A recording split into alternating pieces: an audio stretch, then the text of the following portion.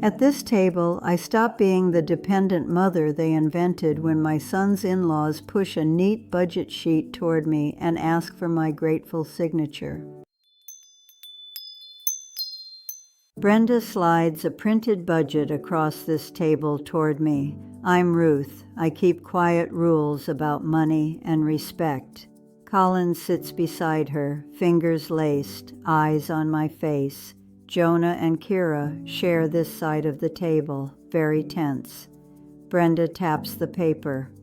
This is our family support plan, she says, voice smooth.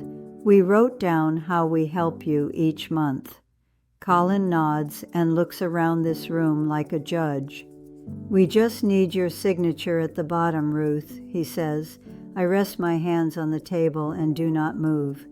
They think this chair means I depend on them. Everyone knows we help you, Brenda says, smiling toward this wall. The bank officer even called you our main responsibility, she adds. Colin taps the paper line that carries my name and amount. See here, he says, monthly support for Ruth, always on time. Kira winces, then folds her hands in her lap. My co-workers think we are such good children, Brenda continues. They say Jonah is a devoted son, never late with transfers. Jonah looks down at this table, cheeks red, jaw tight. Transfers are between us, Mom, he says quietly. The word stings, like I am another bill on his phone. I breathe once and touch the paper edge with one finger. Years ago, I printed my house money rules and framed them. They hang on this same wall, above this same chair. Rule 1 says, no gifts with secret payment later. Rule 2 says, no lies on forms to look safe. Jonah read them as a teen and laughed at my careful words. Back then we lived here too, with less light and less calm. He worked many shifts, studied late, and still checked on me. I promised myself I would never become his monthly excuse, so I kept steady work, simple food, and that small frame. I did not know my in-laws would someday rewrite my role. Tonight, their neat budget clashes with those old rules on the wall. Why now, I ask, keeping my voice even in this room. Colin clears his throat and points at another line on the sheet. The bank liked this, he says. It shows family support. We are applying for a bigger place for them, Brenda adds. She smiles at Jonah and Kira like this is a gift. Listing you as dependent looked responsible, she says. It impressed everyone. My name sits under elder support, written in careful blue ink. They turned a family habit into a badge for other people. You never complained, so we thought you agreed, Brenda continues. I consider all the quiet times I chose peace over truth. Maybe silence also has a cost, written nowhere on their paper. Jonah, what did you tell them about me? I finally ask. He rubs his forehead and stares at this table grain. I said you live on a small pension, he answers. I said sometimes I send extra so you feel safe. Brenda nods quickly. See, he wants to help, she says. Kira adds softly, we thought it honored you, not trapped you. I swallow and choose my words like small stones on this table. Sending money is kind, I say. Turning me into a story is not. Jonah's shoulders slump. He hears the difference at last. I never wanted you to be a line on a form, I add. The room waits with him, full of numbers and unspoken shame. How much have you sent over the years? I ask gently. He shrugs. Some months more, some less, he says. We listed a safe average for the bank, Colin adds. I nod once and look at the bottom of the sheet. Most of that money did not stay with me, I say. They all stare like I spoke another language in this quiet room. I moved it into a simple account with your names on it, I continue. One day you will need a roof repair or Dr. Bill. Jonah blinks fast. So I was paying our own future, he asks. Yes, I say. Support should circle, not trap. The story they told others no longer fits this simple, round truth. Brenda exhales sharply and straightens in her chair. Fine, you saved it, she says. The plan still helps us. She taps the bottom line again with one red nail. Just sign so the numbers match what we told the bank, she says. It is only paperwork, Ruth, nothing deep, Colin adds. I glance at my framed rules above this table. Rule 2 says no lies on forms to look safe, I remind. Kira reads the frame and bites her lip. You told the bank I depend on you, I say, but the money depends on me, held with care, not spent. A lie that feels small on paper can grow big in people's mouths. My coworkers only know you through this story, Brenda says. They say we are saints for carrying an elderly parent. She sounds proud, not ashamed, of that strange badge, Colin adds. Our friends trust us more because we support family. I picture unnamed faces praising them while shrinking me into a need. Do your friends know I still work 3 days a week? I ask. They hesitate. Nobody answers, which tells me enough. Do they know I pay my own bills and taxes? I continue. Again, silence sits with us at this table like an extra chair. They know a softer version, Brenda admits. It makes us look generous. I nod slowly. Soft lies still bruise when you live inside them.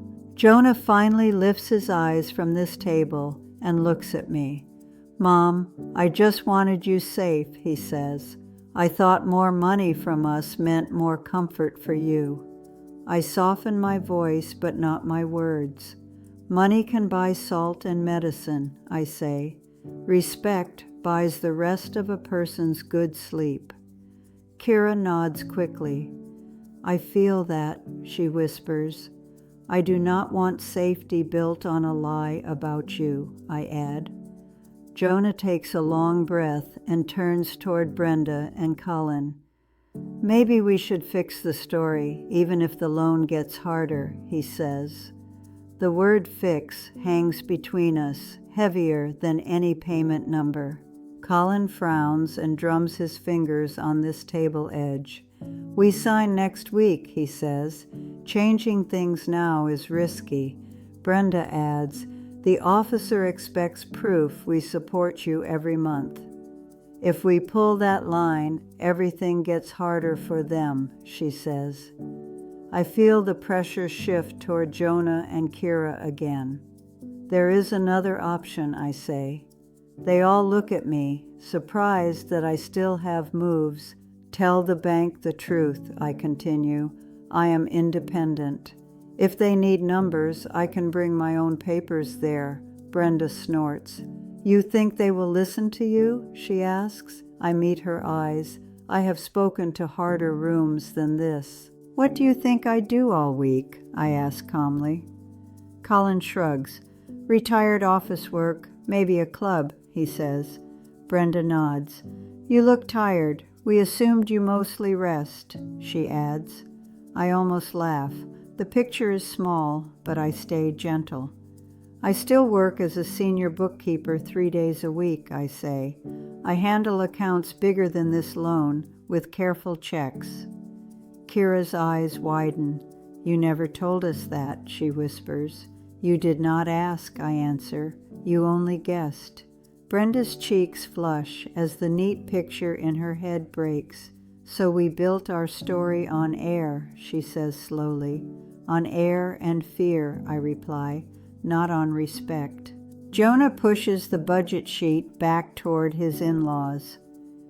We can tell the bank we misunderstood, he says. Mom is not our dependent. She is our support sometimes. Brenda stiffens. That will sound messy and weak, she answers. It will sound true, Kira says, her voice gaining strength. I place one finger on the blank signature line.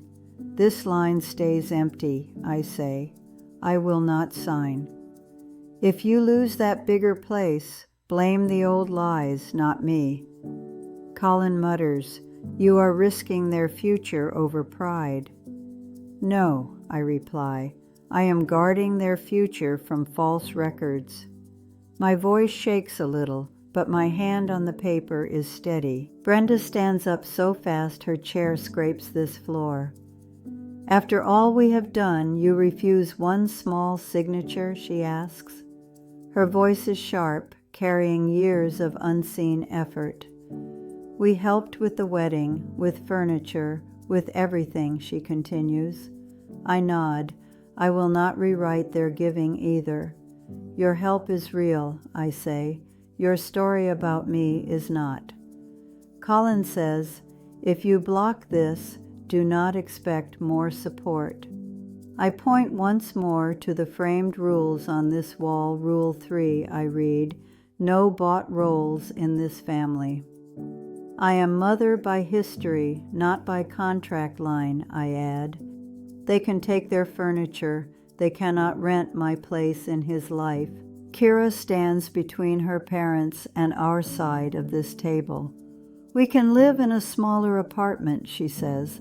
I would rather have honest forms than extra cupboards, she adds. Brenda stares at her daughter, hurt and proud all at once. You will regret walking away from security, she says quietly. Maybe, Jonah answers, but I will regret lying more. He reaches for my hand on this table and squeezes it. The gesture is small, but it steadies my heart. Colin sighs, long and heavy, then sinks back into his chair. We will talk to the bank again, he says. His voice holds less fight now, more plain, tired worry. We sit again, all four, around this same table. The paper lies between us like a small, exposed lie. We tell the officer the support line was a mistake, Jonah says. We say my mother works and keeps her own accounts. Colin nods slowly.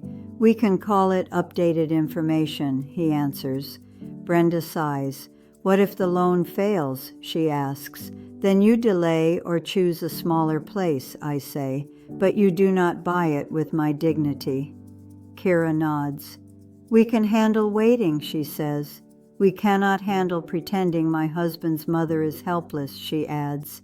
That word, helpless, finally sounds wrong to everyone at this table.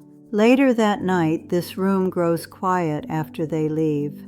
Only the table, 4 chairs, and my framed rules remain. My phone buzzes with a message from a neighbor friend. Heard Jonah still sends you half his pay, she writes.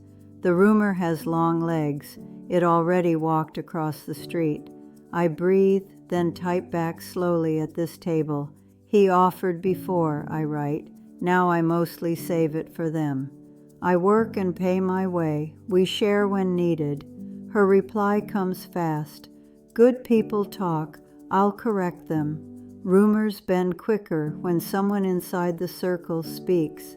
Tonight, I finally stepped inside my own story again. 3 days later, we gather again at this table for the call. Colin sets his phone in the center like a small speaker. The officer's voice crackles through, polite but firm.